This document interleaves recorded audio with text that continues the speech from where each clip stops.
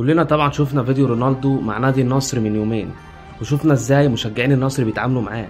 هو فاكرهم بيقولوا له عايز التوقيع بتاعك او عايز التيشيرت بتاعك، في الاخر طلع ان هم بيقولوا له احنا مش عايزينك تجدد، وهم فاكرين ان هم كده بيحلووا. يا جدعان، رونالدو هو اللي عمل الدوري السعودي، رونالدو ده صاحب المشروع، هو اللي عرف العالم كله يعني ايه الدوري السعودي ويعني ايه نادي النصر. سيبك من خشم الريال، سيبك من خشم الريال دلوقتي، لان رونالدو لو ما كانش جالك ما كانش هيموت من الجوع، يعني كان هيبقى غني برضه. الفكره كلها بس ان انا بحسد ميسي على ذكائه بره الملعب وجوه الملعب.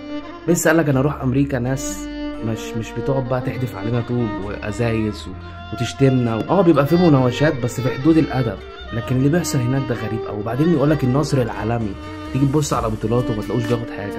يعني ايه النصر العالمي؟ ما تاخدش حاجه اصلا. يعني النصر العالمي ده يوم ما بيجي بيحتفل بتاريخ تاسيس النادي، بطوله كاس العرب، حاجات كده ملهاش اي لازمه.